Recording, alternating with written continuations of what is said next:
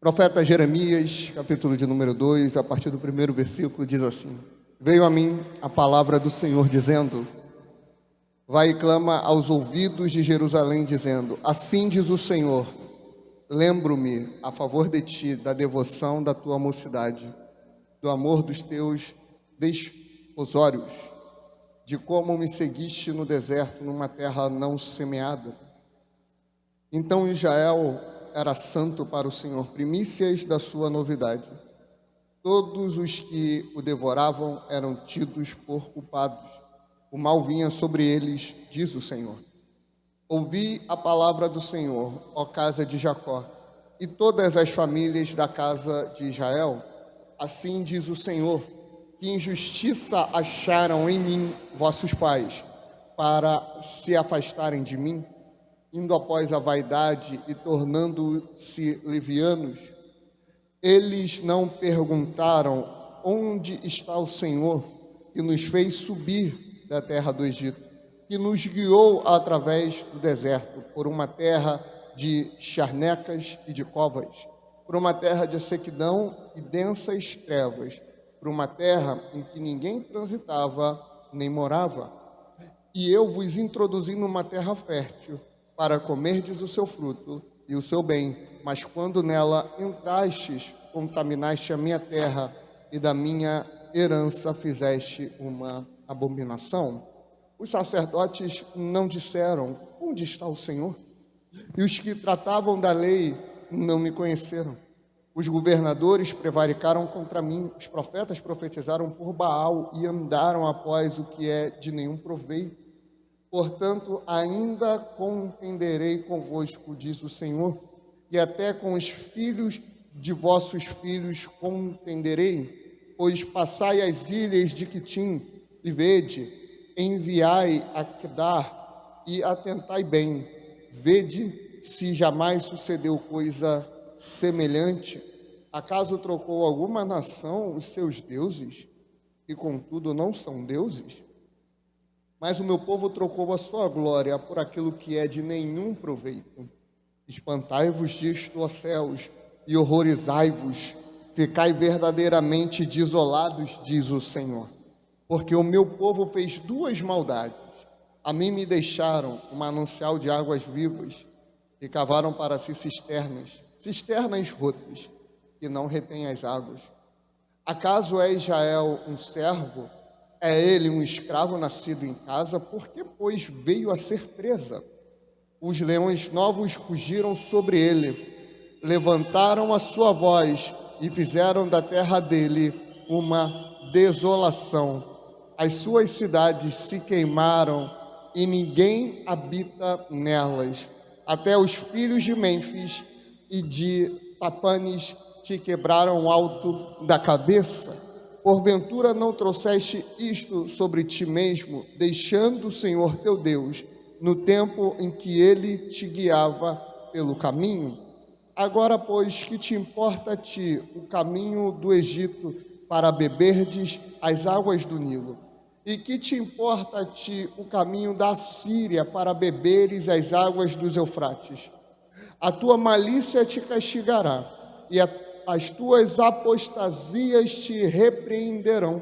Sabe, pois, e vê, que má e amarga coisa é o teres deixado o Senhor teu Deus, e o não haver em ti temor de mim, diz o Senhor, Deus dos exércitos.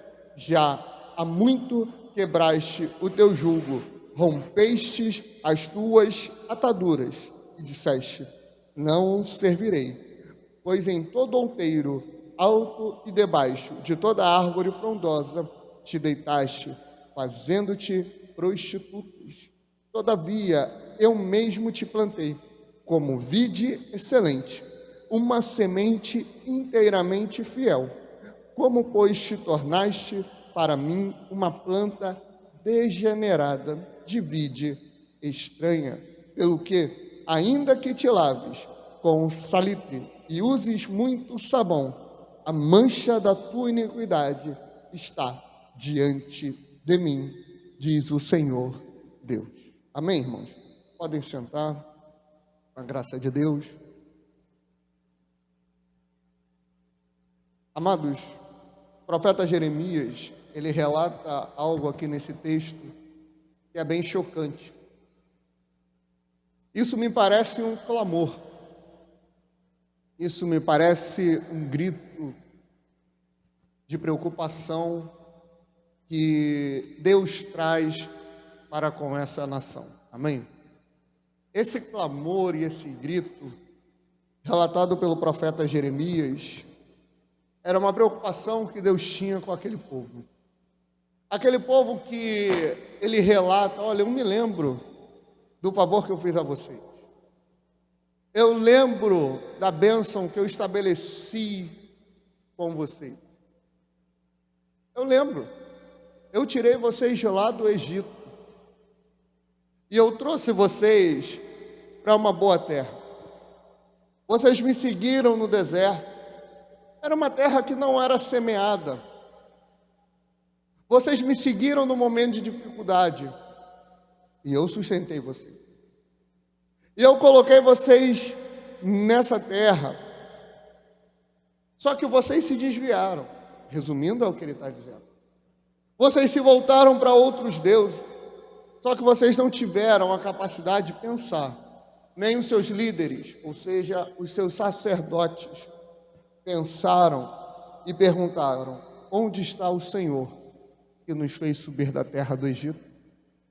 Amados, nós fomos libertos por Cristo Jesus, amém? Cristo nos salvou do príncipe deste mundo. Cristo nos salvou da condenação eterna. Cristo nos salvou da morte. Cristo nos salvou do pecado. Só que a gente vai levando a nossa vida e vai guiando a nossa vida de uma maneira muito vã, não levando em consideração aquilo que Ele fez, não levando em consideração aquilo que Ele falou. Eu te pergunto: onde está o Senhor na tua vida? Só que o profeta, ele vai mais profundo, ele vai mais além. Eu coloquei vocês numa terra, não é só numa terra qualquer, numa terra fértil. Eu coloquei vocês para comerem o fruto bom. Eu dei o melhor para vocês. Só que vocês contaminaram a própria terra que eu entreguei na mão de vocês. A igreja, o povo de Deus, no caso ali Israel, estava muito soberbo, sabe? Eles foram assim humildes. Você sabe aquela pessoa que você ajuda hoje, que agradece, feliz toda a vida? Obrigado, meu irmão, obrigado, meu amado. Aí daqui um mês tu ajuda de novo. Aí daqui 3 meses tu ajuda de novo. Aí tu passa 6 meses sem ajudar. Aí a pessoa já te olha meio de cara feia, porque acha que você tem essa obrigação de sempre estar ajudando. O povo estava mais ou menos assim com Deus. Só que Deus sempre ajudava. E Israel sempre prosperou. Só que eles começaram a, tipo assim, olha, como Deus prospera tanta gente, em outras palavras, né? Pegando as atitudes e transformando em palavras, melhor dizendo. Então a gente pode fazer o que a gente quiser da nossa vida. Vamos pegar um altar a Baal, vamos colocar. Vamos venerar. Vamos pegar altares de outros deuses e vamos colocar aqui, vamos adorar, vamos servir. Deus está prosperando a gente mesmo. Aí olha só o que o Senhor fala. Qual é a outra nação? Presta bem atenção. Qual é a outra nação que mudou o seu Deus, que deixou de adorar o seu próprio Deus para adorar a outros deuses? Lembrando, o próprio Senhor fala, eles não são deuses. Eles são fiéis aos seus pseudos deuses até o fim. Eles servem o seu Deus de corpo, alma e espírito. Vamos para as outras religiões. Você já viu como um muçulmano, um islâmico trata Alá? Você já viu como ele segue aquele livro terrível chamado Corão? Você já viu a dedicação que eles têm? o apreço que eles têm, a devoção que eles têm. Vá para o povo de Deus, é a mesma coisa? Devia ser maior. Porque o que eles servem não é Deus. Você já viu um espírita devoto? Um espírita devoto de verdade? Você já viu? Eu acho que você nunca viu. Mas você já ouviu falar a humilhação que ele passa para poder chamar a entidade dele? Tem que rolar no sal, parece, né? É um negócio muito esquisito. Com todo o respeito. Se bem que sempre que a gente fala com todo o respeito, né? A gente já está desrespeitando. Amados, a dedicação que eles têm. Aí vai a pergunta. Eles trocam o seu Deus? Eles dividem a glória do seu Deus? Ou eles seguem fielmente aquilo que lhes é proposto e que eles botaram no coração que vão seguir? Eles seguem. Eles são dedicados. Agora vamos às seitas. Todo sábado, toda sexta, é difícil se eu estiver na rua e não ver 2, 4 ou 6 testemunhas de Jeová com o seu terno, num calor terrível no Rio de Janeiro, batendo de porta em porta, evangelizando. Se é eficaz ou não é outra história. Se é legal ou não, a gente sabe que não é. É outra história. Mas a dedicação que eles têm. Os mormons, a mesma coisa. Saem para evangelizar. Vi uma pesquisa dos próprios mormons, se eu não estiver enganado, os testemunhos de Jeová. Eles ganham uma pessoa para cada 1000 portas que eles abordam. E eles não param. Aí eu me lembro das palavras de Jesus: os filhos das trevas são mais prudentes do que os filhos da luz. O povo foi entrando em uma apostasia tão grande, mas tão grande, que, como a gente falou no período de oração, está se institucionalizando a idolatria dentro da igreja. Está se fazendo parte da liturgia. Está fazendo coro, amados irmãos, com o que eles dizem louvar. Não! Eles dizem louvar a Deus, eles falam com o lábio, mas o coração está distante dele. Amados, isso é muito triste. Só que o povo vai apostatando, o povo vai voltando atrás, o povo vai se afastando de Deus, o povo vai se tornando filho das trevas e esquece que o Deus de graça, o Deus de amor, o Deus de bondade, esse Deus maravilhoso, Ele é um Deus de juízo e um Deus de justiça. Por isso o profeta Jeremias, ele repete 2, 3 vezes a pergunta. Vocês nem se preocuparam em perguntar: onde está o Senhor?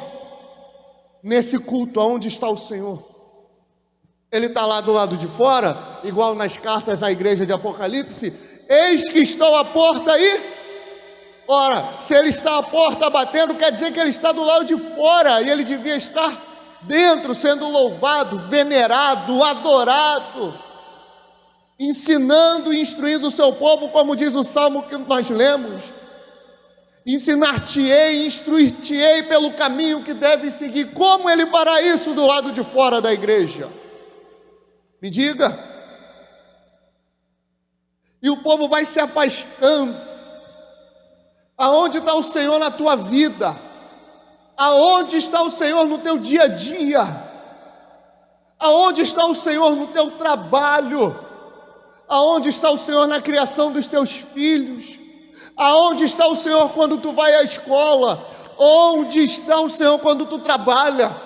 Onde está o Senhor no teu trato com a tua esposa, com o teu esposo? Onde está o Senhor?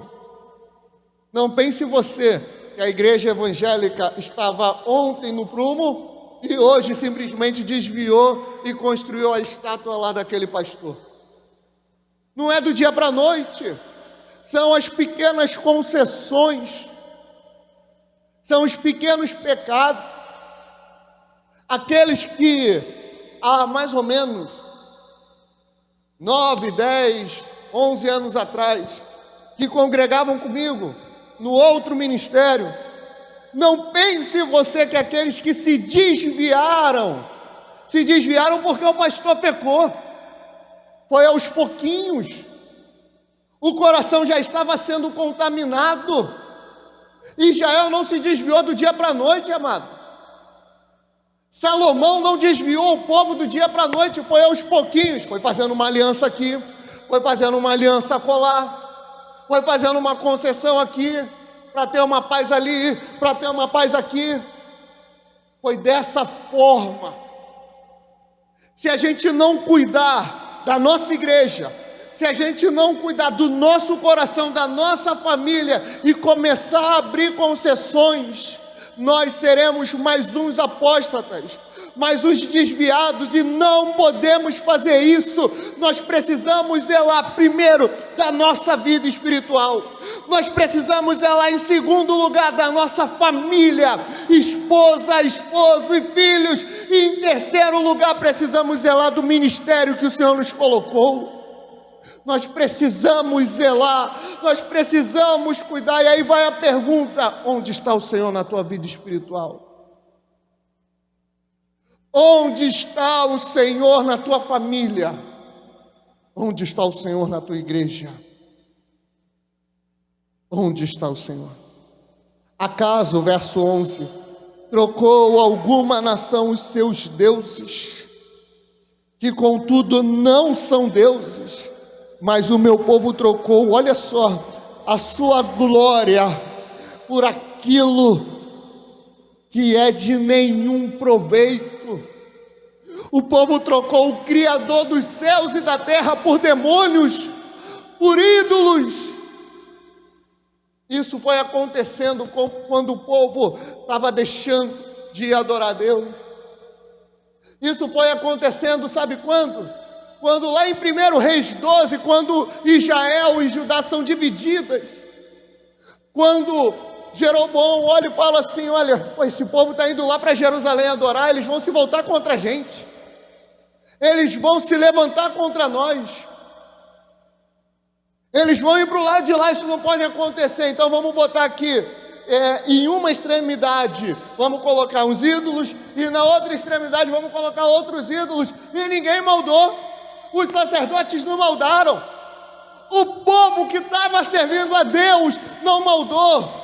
Falou: eu não vou lá para longe não vou lá para Jerusalém não, longe a beça, eu vou adorar por aqui mesmo. Começou ali. Eu não vou congregar na Pavuna não, é muito longe. A gente, nossa família, volta e meia falo disso, morava lá no centro do Rio de Janeiro, 1h30, 2 horas para chegar aqui em Irajá, quando a gente congregava. Você morava em Anchieta, ainda mora, e ia para Irajá mesmo assim. Os irmãos moravam aqui na Pavuna, iam para Belfor Roxo para adorar a Deus. No dia que a gente colocar a dificuldade na distância e falar: eu vou abrir uma concessão, então eu vou ficar aqui na igreja que entrega a rosa ungida, eu vou ficar aqui na igreja que cobra para que o irmão ore por mim, eu vou ficar aqui na igreja que faz a oração para a espada do arcanjo, as outras são muito longe, eu vou abrir essa concessão. Onde está o Senhor? Aonde está o Senhor, amado? Aonde está o Senhor? Espantai-vos disto, ó céus, 12, e horrorizai-vos, ficai verdadeiramente desolados, diz o Senhor. Você acha que Deus olha para isso como? Jerusalém, Jerusalém, tu que matas os profetas,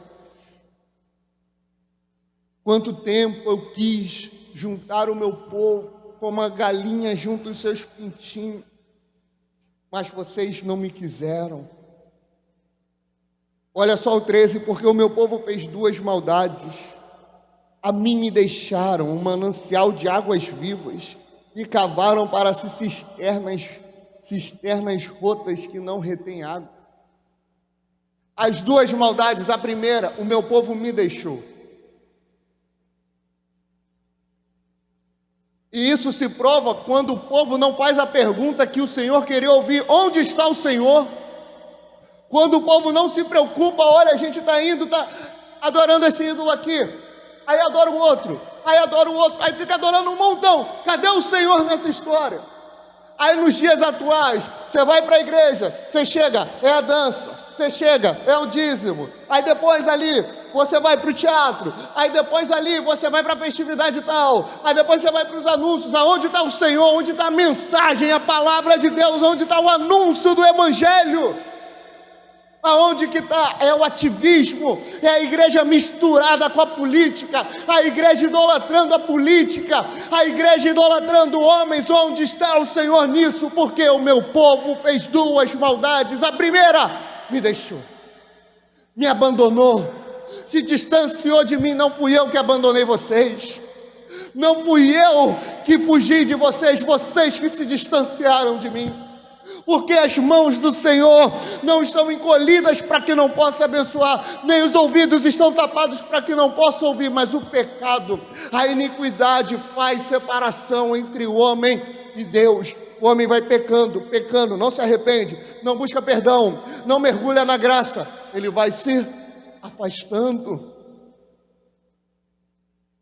se afasta e se afasta. E a segunda maldade, cava um poço, uma cisterna rota, rachada, tudo que é de água que entra, toda a purificação, todo o alimento vaza, vai embora, não fica, porque o povo não cuidou da sua espiritualidade, porque o povo não cuidou daquilo que Deus deu a ele. Amados, nós temos uma mensagem que vamos trazer, só que eu vou dar um spoiler dela aqui. A vida eterna, ela não começa quando a gente morre. A vida eterna não começa quando a gente morre. Na verdade, ela começa quando acontece João 3 na tua vida. Quando nós morremos para esse mundo e nós nascemos de novo, a vida eterna ela já começou. É por isso que Jesus, no capítulo 17, na oração sacerdotal, ele fala assim: Pai, que a vida eterna é esta, que eles conheçam a Ti como o único e verdadeiro Deus e o Teu Filho a quem Tu enviaste. João 17:3. A vida eterna é conhecer a Deus. Eu quero ir para o céu, eu quero estar com Cristo. Não lê a Bíblia, irmãos, não ora, não fala com Deus, não tem intimidade com Deus, como quer ir para o céu?